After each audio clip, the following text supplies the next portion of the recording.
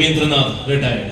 1942 September 4 Palakkad ജില്ലയിൽ ജനിച്ച ശ്രീ രവീന്ദ്രനാഥൻ 16-ാം വയസ്സിൽ ഇന്ത്യൻ നേവിയുടെ ഭാഗമായതിലൂടെ തന്റെ സൈനിക ജീവിതത്തിന് തുടക്കം കുറിച്ചു.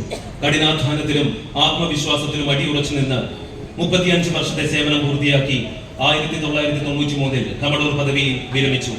എഞ്ചിനീയർ ഓഫീസറായി സേവനം അനുഷ്ഠിച്ച അദ്ദേഹം 1962 മുതൽ 1993 വരെ നടന്ന എല്ലാ യുദ്ധങ്ങളിലുമുള്ള പങ്കാളിത്തത്തിലൂടെ രാജ്യസുരക്ഷയ്ക്ക് വലിയ സംഭാവനകൾ നൽകി.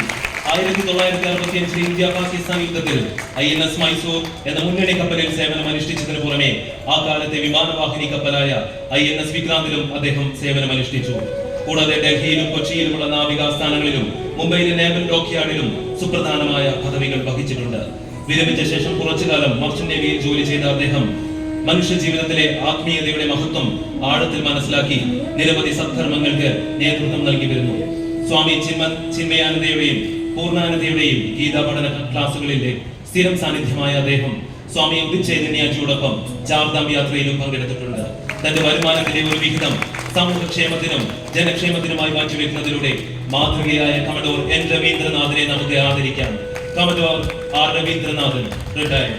പൊന്നാടി അണിയിച്ച് ആദരിക്കുന്നതിന് വേണ്ടി സമൃദ്ധം ഭാഗവത സമിതിയുടെ നാരീശക്തി ശ്രീമതി രാജി ശങ്കരൻകുട്ടി അവരെ നിറഞ്ഞ സ്നേഹത്തോടെ ക്ഷണിച്ചുകൊള്ളുന്നു. ഒപ്പം മെമന്റോ നൽകി ആദരിക്കുന്നതിന് വേണ്ടി സംഭവിച്ച സ്വാമി ഉദിത് ചൈതന്യജി അവരെയും നിറഞ്ഞ സ്നേഹത്തോടെ ക്ഷണിച്ചുകൊള്ളുന്നു.